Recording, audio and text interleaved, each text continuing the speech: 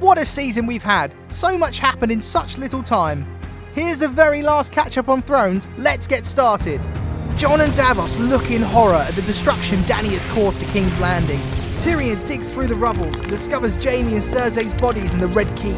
Grey Worm continues the slaughter of the surrendered Lannister soldiers on Dany's instruction. Dany stands in front of her army, giving a power speech, telling them the war is not over and that the rest of the world needs to be liberated. Tyrion stands next to her, publicly resigning from his role in protest to her actions, and is taken away by the Unsullied for committing treason for freeing Jaime. In the throne room, Jon confronts Dany about her actions. She justifies the murder of innocent children as a way to remove Cersei's obstacle to Dany's victory. She refuses to forgive Tyrion or save the Lannister soldiers, arguing that these deaths are necessary in the liberation of the world. Jon stabs Dany mid-kiss, killing her. An angry Drogon arrives on the scene. Jon expects the worst, but Drogon shoots around him, melting the Iron Throne. Drogon mourns the death of the Mother of Dragons and flies away with her in his claws. Jon is arrested. The most powerful lords and ladies of Westeros gather to decide who the next ruler of the world will be. Samwell has a solution.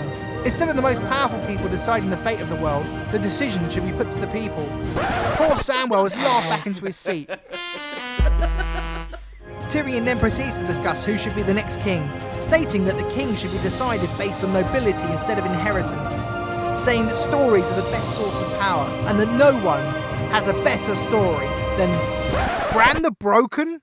Bran has a better story than being killed and brought back to life, bringing the wildlings on side to help take on the White Walkers, leading the whole world to victory and then taking down a tyrannous Queen Dany? Anyway, rant over. All agree except Sansa, who requests that the North should remain an independent land. Bran accepts her request and appoints a rather reluctant Tyrion to be his hand. Jon is given his sentence and is sent back to the North to rejoin the Night's Watch. That'll teach him for murdering the Queen. Grey Worm leads the Unsullied off to Narth.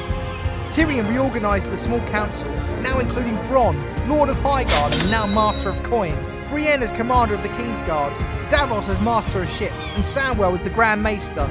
Sam presents the book A Song of Ice and Fire, a history book of Westeros, noting that Tyrion has been entirely omitted from the book. Bran arrives and says he might be able to find Drogon. Arya says farewell to Jon as she sets out to explore the uncharted land beyond the map. Sansa is appointed Queen of the North. Back at the Wall, Jon reunites with Tormund and Ghost, leading a group of wildlings beyond the wall. After an epic 8 years of fighting, the war seems to be finally over. What the heck are we going to do with ourselves now? I suppose at least summer is coming.